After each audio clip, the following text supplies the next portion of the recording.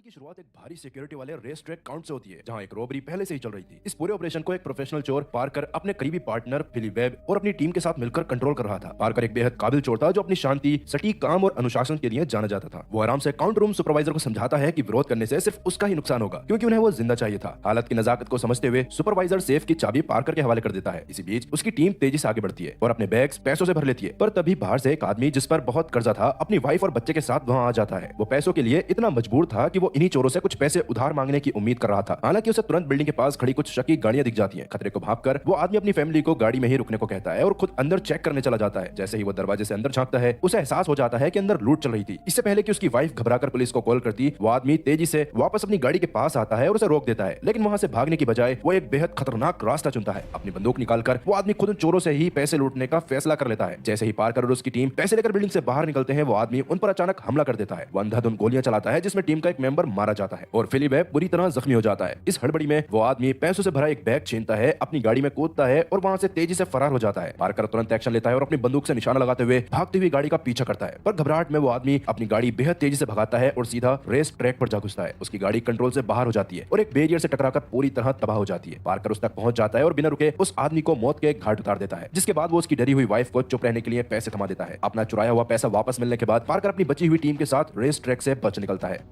उसी रात बाद में टीम के बाकी लोग पैसे बांटने के लिए अपने ठिकाने पर इकट्ठा होते हैं। उनका एक साथी मारा जा चुका था और फिलिप वेब घायल था। जैन जो ग्रुप की अकेली औरत थी, फिलिप वेब के घावों का इलाज करती है, जबकि बाकी लोग पैसे गिनने लगते हैं। इस माहौल में जैन सवाल करती है कि पार्कर ने जोए की वाइफ को जिंदा क्यों छोड़ दिया। जोए वही आदमी जिसने पिछली रात उनके पैसे लूटने की कोशिश की थी। तब पार्कर अपने सख्त उसूलों के बारे में बताता है। वो समझाता है कि जोए की वाइफ एक आम नागरिक थी और उसके उसूलों के खिलाफ थी, क्योंकि मासूम लोगों को नुकसान नहीं पहुंचाया जा सकता था। फाइनल हिसाब का इंतजार करते हुए जैन कहती है कि वो नहाने जा रही है। वहां से जाने से पहले वो जानबूझकर उन सभी के सामने अपने कपड़े उतारती है ताकि उनका ध्यान भटक जाए। लेकिन ये सब एक सोची समझी साजिश थी। जैसे ही सबका ध्यान उस पर से भटका, पार्कर समेत जैन अचानक एक बंदूक निकालती है और पूरी टीम को धोखा दे देती है। वो एक एक करके फिलिप वेब सहित हर मेंबर को जान से मार देती है। यहाँ ये खुलासा होता है कि जैन एक गद्दार थी जिसने शुरू से ही सारा पैसा अकेले हड़पने का प्लान बनाया था। पार्कर उससे मुकाबला करने और जैन पर गोली चलाने की कोशिश करता है। इस झड़प में वो खिड़की तोड़ते हुए बाहर गिरता है और गोली लगने की वजह से सीधा एक नदी में जा गिरता है। उसके बचने की उम्मीद ना के बराबर थी। 2 दिन बीत जाते हैं और पार्कर एक छोटी से रोड साइड मोटेल में होश में आता है। किस्मत से वो खुद को जिंदा पाता है। गोली ने उसकी जान नहीं ली थी और उस मोटेल को चलाने वाली एन नाम की एक औरत तब से उसकी देखभाल कर रही थी। जैसे ही उसकी ताकत थोड़ी वापस आती है, पार्कर उसका शुक्रिया अदा करता है, पर वहां छुपे रहने से साफ मना कर देता है। अब उसके अंदर सिर्फ बदले की आग चल रही थी और वह तुरंत मोटेल छोड़कर सीधा अपने करीबी दोस्त फिलिप वेब की विधवा ग्रेस वेब के घर के लिए निकल जाता है। वहां पहुंचकर पार्कर ग्रेस वेब को बताता है कि उसके हस्बैंड की मौत रेस ट्रैक की उस हड़बड़ी में नहीं हुई थी, बल्कि जैन के धोखे ने उसकी जान ली थी। वो उसे समझाता है कि कैसे जैन ने पूरी टीम को बेरहमी से मार डाला और सारे पैसे लेकर फरार हो गई। पार्कर अपना नया मकसद तय करने लगा था कि वो जैन को ढूंढ निकालेगा, चुराए गए पैसे वापस लाएगा और अपना हिसाब बराबर करेगा। वो ग्रेस वेब को उसके हस्बैंड का हिस्सा देने का वादा करता है और बताता है कि टीम के बाकी मेंबर्स के पीछे उनका कोई परिवार नहीं था। ग्रेस वेब उन पैसों को ठुकरा देती है क्योंकि उसे अब सिर्फ एक ही चीज चाहिए थी। वो चाहती थी कि जैन ने उसके और उसके हस्बैंड के साथ जो किया उसके बदले में उसे मौत मिले। अब खोने के लिए कुछ नहीं बचा था, इसलिए पार्कर वापस जैन के शिकार पर निकल पड़ा। ग्रेस वेब के घर से निकलने के कुछ ही घंटों बाद वो गोफील्ड से कांटेक्ट करता है। गोफील्ड एक पुराना चोर था जिसने सबसे पहले जैन को टीम से मिलवाया था। पार्कर गुस्से में आकर उस पर जैन के ठिकाने की जानकारी देने का दबाव डालने लगा। हालांकि गोफील्ड अनजान बनने का नाटक करता रहा और ऐसा दिखावा किया जैसे उसे जैन के बारे में कुछ भी नहीं पता था। लेकिन थोड़ी देर बाद वो दबे शब्दों में एक छोटा सा इशारा दे ही देता है। वो बताता है कि अगर जैन किसी के संपर्क में होगी तो वो सिर्फ उसका बिजनेस पार्टनर हो सकता था जो पड़ोस के शहर से अपना काम चलाता था। पार्कर बिना वक्त गवाए गोफील्ड पर तब तक दबाव बनाता रहा जब तक उसे जैन के उस बिजनेस पार्टनर का नाम और एड्रेस नहीं मिल गया। जानकारी मिलते ही वो तुरंत उस नए सफर पर निकल गया। उसी रात बाद में जैन का वो बिजनेस पार्टनर जिसका नाम रेगी रिले था 2 औरतों के साथ अपनी शाम बिताकर निकलता है। उन्हें अलविदा कहने के बाद वो अपनी गाड़ी में बैठता है और अपने रोज वाले ड्राइवर को वहां से भेज देता है। जैसे ही रिले की गाड़ी ट्रैफिक में शामिल होती है, अचानक सब कुछ बदल गया। उसका नया ड्राइवर अचानक एक बंदूक निकालता है। रिले को तुरंत समझ आ गया था कि ये ड्राइवर कोई और नहीं बल्कि खुद पार्कर था। पार्कर साफ शब्दों में उसे समझा देता है कि ये कोई किडनैपिंग नहीं है, उसका अकेला मकसद सिर्फ उससे जानकारी निकलवाना था। वो वादा करता है कि जब तक रिले उसका साथ देगा और जैन का ठिकाना बताएगा, पार्कर उसे कोई नुकसान नहीं पहुंचाएगा। रिले बुरी तरह घबरा गया पर बार बार यही कहता रहा कि उसे कुछ भी काम का नहीं पता। वो समझाता है कि जैन कभी एक जगह नहीं रुकती और सबको अंधेरे में रखती है, बिल्कुल किसी भूत की तरह अपना काम करती है। पार्कर उस पर दबाव डालने की तैयारी कर ही रहा था कि तभी अचानक उनकी गाड़ी पर साइड से एक जोरदार टक्कर होती है। इसी बीच एक और गाड़ी पूरी रफ्तार से आकर उनसे टकरा गई। देखते ही देखते कुछ और गाड़ियों ने उन्हें चारों तरफ से घेर लिया और बच निकलने के सारे रास्ते बंद कर दिए। उन गाड़ियों से हथियारों से लैस कई सारे आदमी बाहर निकल आए। ये सब जैन की प्राइवेट सिक्योरिटी टीम के लोग थे जो चुपचाप रिले का पीछा कर रहे थे। अपने आप को बुरी तरह घिरा हुआ देखकर पार्कर अपनी चाल बदल लेता है। वो टक्कर की वजह से बेहोश होने का नाटक करने लगा। जैन के आदमी पूरे आत्मविश्वास के साथ आगे बढ़े, ये सोच कर कि उन्होंने खतरे को पूरी तरह खत्म कर दिया था। जैसे ही उनकी सावधानी थोड़ी कम हुई, पार्कर अचानक एक्शन में आ गया। उसने सामने वालों की ओवर कॉन्फिडेंस का फायदा उठाते हुए बेहद तेजी से और सटीक निशाने के साथ उन पर एक खतरनाक जवाबी हमला कर दिया। करीबी लड़ाई लड़ाई में उसने एक एक करके उन सबको धूल चटा दी जब तक कि आखिरी आदमी जमीन पर नहीं गिर गया। जब लड़ाई खत्म हुई तो पार्कर की नजर एक आदमी पर पड़ी जो अभी भी जिंदा था। उसकी बात मानने पर मजबूर करने के लिए पार्कर निशाना लगाते हुए उस आदमी के पैर में गोली मार देता है और फिर उसे घसीट कर एक गाड़ी में डालता है और वहां से निकल गया। रास्ते में पार्कर हालात पूरी तरह से साफ कर देता है कि उस आदमी का जिंदा बचना अब सिर्फ इस बात पर निर्भर करता है कि वो उसे सीधा जैन तक ले जाए। कोई और रास्ता ना होने पर वो आदमी उसकी बात मान लेता है। कहानी अब जैन की तरफ मुड़ती है जो बिल्कुल आराम से और बेखौफ होकर एक नए बिजनेस पार्टनर के साथ अपनी अगली बड़ी चाल की प्लानिंग कर रही थी। उसका पूरा ध्यान अब एक और भी बड़े ऑपरेशन पर लगा हुआ था, लेकिन उसकी ये शांति अचानक टूट गई जब पार्कर पूरी ताकत के साथ उस मीटिंग की जगह में घुस आया। उसने वहां आते ही सब कुछ अपने कंट्रोल में ले लिया और अपनी बंदूक का निशाना सीधा जैन पर तान दिया। उसकी मांग बिल्कुल साफ थी, उसे वो पैसे वापस चाहिए थे जो जैन ने उसे और पूरी टीम को धोखा देकर चुराया था। जैन बिना किसी डर के बिल्कुल आराम से जवाब देती है कि वो पैसा अब जा चुका था क्योंकि उसने अपने भागने के चक्कर में सब उड़ा दिए थे। इससे पहले कि पार्कर उससे और जानकारी निकलवाने की कोशिश करता, जैन का नया बिजनेस पार्टनर बेवकूफी करते हुए बीच में बोलने की कोशिश करने लगा, पर तभी पार्कर ने बिना एक पल के देरी किए तुरंत निशाना लगाया और उसका काम तमाम कर दिया। पार्कर की हरकत देखकर जैन बुरी तरह चिढ़ गई क्योंकि वो नया बिजनेस पार्टनर उसके आगे के फ्यूचर प्लान्स के लिए बहुत जरूरी था। जैन आखिरकार अपनी शांति की असली वजह बताती है। वो खुलासा करती है कि वो और उसका नया बिजनेस पार्टनर एक बहुत बड़ा प्लान बना रहे थे, एक ऐसा काम जो पार्कर ने अपनी पूरी जिंदगी में कभी नहीं देखा था। इसमें मिलने वाला फायदा लगभग $500 मिलियन का था। हालांकि पार्कर अपने मकसद पर पूरी तरह फोकस करे हुए था और उसे इस नए प्लान में कोई दिलचस्पी नहीं थी। उसका ध्यान अभी भी सिर्फ अपने चुराए गए पैसे और पुराना हिसाब बराबर करने पर अटका हुआ था। पार्कर का ये पक्का इरादा देखकर जैन अपनी चाल बदल लेती है और साथ मिलकर काम करने का रास्ता दिखाती है। वो पार्कर पर इस ऑपरेशन में शामिल होने का दबाव डालती है, ये समझाते हुए कि पुराने धोखे अब मायने नहीं रखते। वो वफादारी का वादा करती है और भरोसा दिलाती है कि अगर ये काम सफल हुआ तो वो उसको उसके पैसों का कई गुना ज्यादा लुटा देगी। पार्कर सख्ती से पूछता है कि आखिर ऐसा कौन सा टारगेट है जिसकी कीमत इतनी बड़ी हो सकती है। तब जैन आखिरकार अपना पूरा प्लान सामने रखती है और सब राज खोल देती है। वो बताती है कि कुछ महीने पहले न्यू जर्सी के समुद्र के पास एक सदियों पुराना खजाना निकाला गया था। इस खजाने की सबसे बड़ी खास चीज 15th सेंचुरी की एक प्राचीन मूर्ति थी। ये बेशकीमती मूर्ति बेहद बारीक मेटल वर्क से ढकी हुई थी और ऐसी अफवाह थी कि इसके अंदर दुर्लभ हीरे भरे हुए हैं। प्राइवेट कलेक्टर्स ने अभी इसकी कीमत $500 मिलियन लगा दी थी। सबसे बड़ी बात यह थी कि ये मूर्ति यूएस गवर्नमेंट के कंट्रोल में नहीं थी, बल्कि ये डेलाज नाम के एक भ्रष्ट विदेशी प्रेसिडेंट की थी। इस अनमोल मूर्ति को सिर्फ 2 दिन बाद न्यूयॉर्क में पब्लिक के सामने प्रदर्शित किया जाना था। साथ ही जैन एक और गहरा राज खोलती है कि डेपास ने इस मूर्ति को एग्जीबिशन के दौरान चुराने के लिए द आउटफिट नाम के एक ताकतवर क्राइम सिंडिकेट को हायर किया था। इस प्लान के जरिए डीपस मूर्ति को वापस पाकर उसे चुपचाप बेच सकता था और उस क्राइम सिंडिकेट के साथ मुनाफे को बांट सकता था। लेकिन जैन का काउंटर प्लान बेहद नीडर और खतरनाक था। एग्जीबिशन से चुराने के बजाय वो इस मूर्ति को सीधा द आउटफिट से ही लूटने वाले थे, वो भी ठीक उसी वक्त जब वो लोग इसे चुरा रहे होंगे। ऐसा करने के बाद वो उस खजाने के साथ गायब हो जाएंगे इससे पहले कि किसी को कुछ भी समझ आए। पार्कर इस ऑपरेशन के आकार और इसके खतरे को बाखूबी समझ गया। पे आउट सच में बहुत बड़ा था और ये चैलेंज उसके अंदर के प्रोफेशनल चोर को पसंद आ गया। पूरी तरह सोच विचार करने के बाद वो जैन के साथ मिलकर काम करने के लिए राजी हो जाता है। उसने अपने बदले को कम से कम अभी के लिए टाल दिया और अपना पूरा ध्यान अपनी जिंदगी की सबसे बड़ी चोरी को अंजाम देने पर लगा दिया। ये अजीब सी पार्टनरशिप तय हो जाती है और पार्कर और जैन तुरंत एक नई टीम बनाने के काम में लग गए। इसी बीच कहानी का असली विलन सामने आता है, लोजीनी, जो एक अनुभवी क्राइम बॉस और न्यूयॉर्क के सबसे खतरनाक क्रिमिनल ऑर्गेनाइजेशंस में से एक द आउटफिट का लीडर था। वो अपने साथी कॉन्केट से मिलता है जहां वो दोनों बड़ी सावधानी से मूर्ति चुराने का अपना प्लान तैयार कर रहे थे। डेपास के साथ उनकी डील पक्की हो चुकी थी और उनका मकसद बिल्कुल साफ था। वो एग्जीबिशन के दौरान उस मूर्ति पर हाथ साफ करके उसकी भारी कीमत वसूलना चाहते थे। अगले दिन पार्कर और जैन अपनी टीम को इकट्ठा करने के लिए एक टेम्पररी हेडक्वार्टर्स पर मिलते हैं। जैन अपने साथ कई नए लोगों को ले आती है, ये सोचकर कि ज्यादा लोग होने से सफलता की उम्मीद बढ़ जाएगी, पर पार्कर इस बात से बिल्कुल इत्तेफाक नहीं रखता था क्योंकि वो भीड़ से ज्यादा काबिलियत और भरोसे को अहमियत देता था। इसलिए वो अपने साथ सिर्फ एक ही शख्स को इस काम में शामिल करता है, उसका बिजनेस पार्टनर ग्रोफील्ड, जो भेस बदलने और सामने वाले की आंखों में धूल झोंकने में माहिर था। टीम के पूरा होते ही वो लोग प्लानिंग में जुट जाते हैं। जैन का एक नया आदमी सलाह देता है कि उन्हें एग्जीबिशन के दौरान असली मूर्ति से बदलने के लिए एक नकली मूर्ति बनानी चाहिए। हालांकि ये पुराना और आजमाया हुआ तरीका था, पर यह जरूरत से ज्यादा उलझा हुआ था। इसीलिए पार्कर बिना वक्त गवाए इस आइडिया को खारिज कर देता है। वो अपनी असली स्ट्रेटेजी समझाता है। उनका टारगेट वो भारी सिक्योरिटी वाली एग्जीबिशन नहीं था, बल्कि उन्हें वो मूर्ति सीधा द आउटफिट के बंदों से छीननी थी, ठीक उसी वक्त जब वो खुद उसकी चोरी कर रहे होंगे।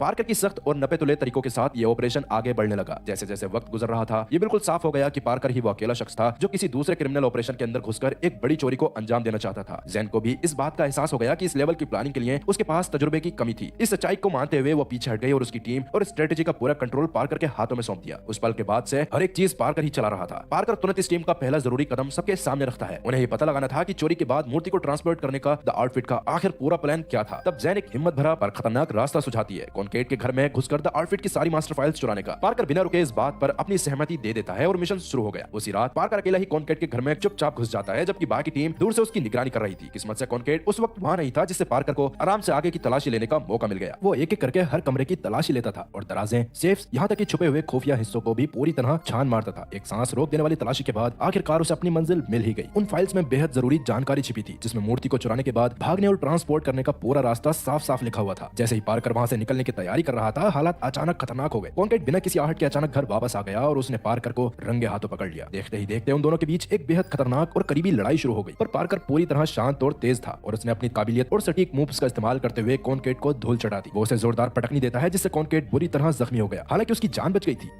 अपने मकसद को अंजाम देकर पार्कर उन चुराई हुई फाइल्स के साथ घर से फरार हो गया। बाहर निकलते ही ज़ेन और ग्रोफील्ड उससे मिलते हैं और पूरी टीम तेजी से वापस अपने हेडक्वार्टर्स की तरफ निकल गई। वहां पहुंचकर उन्होंने उस चुराए गए डाटा की गहराई से जांच शुरू कर दी। उन फाइल्स ने उस हर एक जानकारी पर मोहर लगा दी जिसकी उन्हें उम्मीद थी। उधर कॉनकेट के घर पर उसके जिंदा पर पूरी तरह जख्मी होने का पता चलता है। उसके बचते ही आखिरी बॉस लोजिनी तुरंत उसके पास पहुंच गया। कॉनकेट ने खुलासा किया कि उसके घर में घुसकर फाइल्स चुराने के पीछे किसी और का नहीं बल्कि पार्कर का हाथ है। पार्कर का नाम सुनते ही लोजिनी के कान खड़े हो गए। उन दोनों का एक बेहद खून खराबे वाला पास्ट था और वो एक दूसरे के पुराने दुश्मन थे। लोजिनी को ये समझते देर नहीं लगी कि ये कोई आम चोरी नहीं थी। पार्कर साफ तौर पर द आउटफिट के खिलाफ एक बहुत बड़ी चाल चलने की तैयारी कर रहा था। इसी बीच हेडक्वार्टर्स में पार्कर और उसकी टीम उन फाइल्स को बारीकियों से समझ रही थी। उन्हें पता चलता है कि मूर्ति चुराने के बाद द आउटफिट उसे एक ऑटोमेटेड अंडरग्राउंड गार्बेज ट्रेन के जरिए दूसरी जगह भेजने की प्लानिंग कर रहा था। पार्कर की तेज निगाह ने तुरंत इसमें अपना फायदा ढूंढ निकाला। वो टीम को समझाता है कि उनका असली काम तब शुरू होगा जब द आउटफिट अपनी चोरी पूरी कर लेगा। जैसे ही मूर्ति उस ट्रेन में लोड की जाएगी, ठीक उसी वक्त वो अपना हमला करेंगे। प्लान पूरी तरह तय होने के बाद पार्कर अपनी टीम के हर एक मेंबर को उनका काम सौंपने लगा। ज़ेन ने पहले से ही कुछ और माहिर लोगों को टीम में जोड़ लिया था। दो शादीशुदा चोर को सबसे जरूरी जिम्मेदारी दी गई, जिनका नाम था एड मैकी और ब्रेंडा मैकी। ट्रांजिट वर्कर्स का भेस बदलकर उन्हें ट्रेन सिस्टम का पूरा कंट्रोल अपने हाथों में लेना था और द आउटफिट के अंदर के आदमी को बेअसर करना था। वहीं ग्रोफील्ड को ट्रैक को तबाह करने का काम मिला, जिसमें उसे ऑटोमेटेड सेफ्टी ब्रेक्स को फेल करना था ताकि ट्रेन किसी भी हालत में रुक न सके। पार्कर उन्हें बताता है कि ट्रेन पटरी से उतरेगी और नीचे क्रैश होगी, जिसके बाद उन्हें तेजी से सारे बॉक्सेस और मूर्ति को वहां से निकालना था। स्टैंड डीवर्स को ट्रेन के डीरेल होने के बाद मूर्ति को ले जाने के लिए एक बड़े ट्रक का इंतजाम करने का काम सौंपा गया।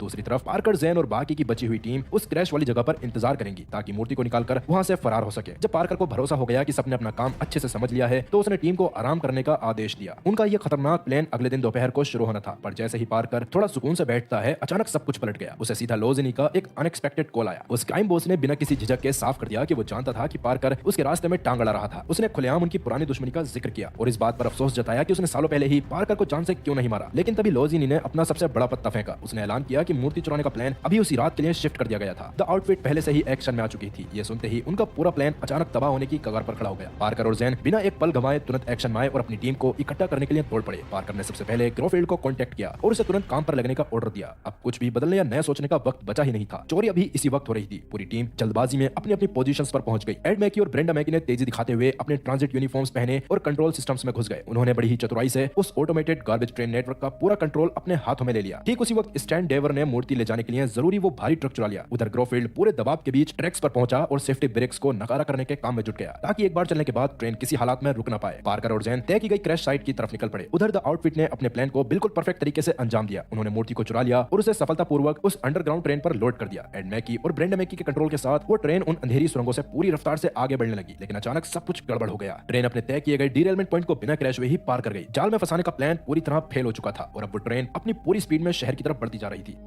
पार्कर और ज़ेन को आने वाले खतरे का तुरंत एहसास हो गया और उन्होंने बिना सोचे अपनी गाड़ी से उस तेज रफ्तार ट्रेन का पीछा करना शुरू कर दिया। वो बेकाबू ट्रेन अंडरग्राउंड सिस्टम से होते हुए ट्रैक के एक ऊंचे हिस्से पर आ पहुंची। एक तेज घुमाव पर आकर आखिरकार ट्रेन अपना आपा खो बैठी। वो एक तरफ झुकी और नीचे सड़क पर बेहद भयानक तरीके से क्रैश हो गई। कुछ ही पलों बाद पार्कर और ज़ेन वहां पहुंच गए, जिनके ठीक पीछे ग्रोफील्ड भी था। वो तेजी से उस तबाही के ढेर में घुसे और पागलों की तरह मूर्ति ढूंढने लगे। मलबे को हटाने के बाद उन्हें एक बड़ा सा बक्सा मिला जो मूर्ति के कंटेनर जैसा ही लग रहा था। जीत की उम्मीद में उन्होंने पूरी ताकत लगाकर उसे खोल दिया, लेकिन उसके अंदर सिर्फ उन्हें पत्थर मिले। उन्हें तुरंत इस बात का एहसास हो गया कि मूर्ति तो कभी ट्रेन में थी ही नहीं। लोजिनी ने उनकी चाल को पहले ही भांप लिया था और उन्हें अपने जाल में फंसाया था। ये डीरेलमेंट सिर्फ उनका ध्यान भटकाने का एक तरीका था और असली खजाना तो कहीं और था। इससे पहले कि पार्कर कुछ समझ पाता, छुपे हुए आउटफिट के गुंडे वहां आ धमके और उन्होंने अचानक हमला कर दिया। ये जाल पूरी तरह बंद हो चुका था, जिसमें पार्कर और उसकी टीम बुरी तरह घिर चुकी थी और उन पर गोलियां बरसने लगी थी। जैसे ही लोजिनी ने धोखे का नतीजा एक भारी हंगामे में बदला, पुलिस की सायरन्स करीब आने लगी। इस मजबूरी ने पार्कर, ग्रोफील्ड और ज़ेन को अपनी चोरी बीच में ही छोड़कर वहां से फरार होने पर मजबूर कर दिया। अगले दिन पूरी टीम हेडक्वार्टर्स में वापस इकट्ठी हुई। सबके चेहरे पर थकान और गुस्सा था। हार का बोझ सब पर भारी पड़ रहा था, लेकिन पार्कर ने हार मानने से साफ इनकार कर दिया। उसने टीम का ध्यान वापस उस मॉब के इंफॉर्मेशन सोर्स की तरफ मोड़ दिया। पार्कर और ग्रोफील्ड पुलिस वालों का भेस बदलकर कॉनकेट की ऊंची बिल्डिंग में पहुंचे। जैसे ही दरवाजा खुला, वो अंदर खड़े गार्ड पर हावी हो गए और फ्लैट को अपने कब्जे में ले लिया। वो तेजी से उस बेडरूम की तरफ बढ़े जहां कॉनकेट आराम कर रहा था। पार्कर ने उसे तुरंत घेर लिया, पर वो डरा हुआ कॉनकेट कोई भी काम की जानकारी देने से पहले ही डर के मारे बेहोश होकर गिर पड़ा। अपने मेन सोर्स को बेहोश देखकर ग्रोफील्ड वहां मौजूद कॉनकेट की गर्लफ्रेंड की तरफ मुड़ा। दबाव में आकर वो टूट गई और उसने खुलासा किया कि मूर्ति पहले ही फिनियस पॉल नाम के एक बिलियनियर को बेच जा चुकी है। उसने ये भी बताया कि फिनियस पॉल इस वक्त एक महंगे इटालियन स्टीक हाउस में खाना खा रहा है।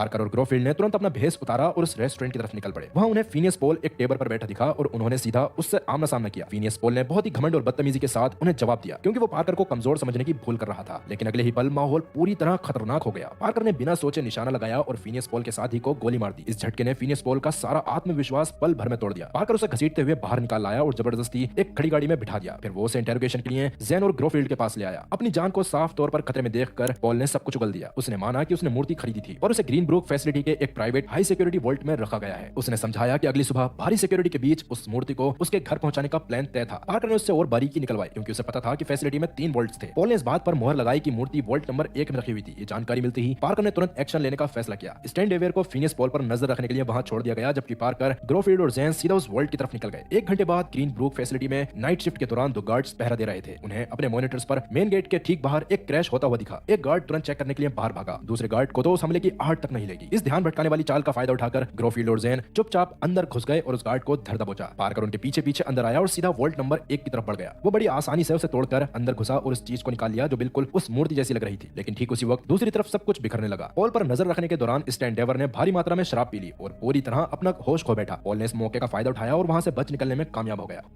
उसने सड़क पर से गुजर रही एक गाड़ी को रोका और ड्राइवर को फोन यूज करने के लिए मना लिया। पॉल ने तुरंत लोजिनी को कांटेक्ट किया और बताया कि पार्कर और उसकी टीम ग्रीनब्रुक फैसिलिटी के अंदर मूर्ति चुरा रहे हैं। ये खबर सुनते ही लोजिनी गुस्से से आग बबूला उठा। उसने अपने आदमियों को इकट्ठा किया और सीधा वॉल्ट की तरफ धावा बोल दिया। लोजिनी और उसके गुंडे फैसिलिटी पहुंचे और सबसे बुरी खबर सच साबित हुई। वॉल्ट नंबर 1 टूटा हुआ था और मूर्ति गायब थी। तभी उन्हें पीछे के रास्ते से एक गाड़ी तेजी से भागती हुई दिखी जिसमें वो बक्सा रखा हुआ था। शहर की सड़कों पर एक बेहद खतरनाक चेस शुरू हो गई थी। रात के अंधेरे में गोलियों की आवाज गूंजने लगी जब पार्कर ट्रैफिक के बीच से गाड़ी निकाल रहा था। पर लोजिनी के आदमियों ने पूरे तालमेल और सटीक निशाने के साथ उन पर हमला किया। उन्होंने गाड़ी को बेकार कर दिया और मूर्ति को अपने कब्जे में ले लिया। अपनी जीत पर गुरूर करते हुए लोजिनी ने तेजी से इस डील को पूरा करने का फैसला किया। उसने तुरंत उस मूर्ति को पॉल के घर डिलीवर करने का आदेश दिया। जब वो बक्सा वहां पहुंचा, पॉल ने उसे खोला और उसे पल भर में एहसास हो गया कि कुछ गड़बड़ है। अंदर रखी हुई मूर्ति एक नकली कॉपी थी। गुस्से से पागल होकर पॉल ने पैसे ट्रांसफर करने से साफ इनकार कर दिया। लोजिनी पूरी तरह हैरान और परेशान हो गया क्योंकि उसे पूरा यकीन था कि उसके आदमियों ने असली खजाना ही बरामद किया था। कुछ समझ न आने पर उसने अपने आदमियों को गाड़ी घुमाने और वापस ग्रीनब्रुक फैसिलिटी की तरफ भागने का ऑर्डर दिया, इस उम्मीद में कि शायद असली मूर्ति अभी भी वही थी। हालांकि वापस ग्रीनब्रुक फैसिलिटी में पार्कर, ग्रोफील्ड और ज़ेन अपने असली प्लान में काफी आगे बढ़ चुके थे। पार्कर ने पहले ही समझ लिया था कि उस फैसिलिटी की सिक्योरिटी सेटअप जानबूझकर धोखा देने के लिए बनाई गई थी। वॉल्ट नंबर 1 सिर्फ एक चाल थी, असली वॉल्ट तो कहीं और था। पार्कर ने इन सभी हालात को इतने शानदार तरीके से घुमाया था कि उसने लोजिनी को एक नकली मूर्ति के पीछे भगा दिया, जबकि असली खजाना तो अभी भी सलामत था।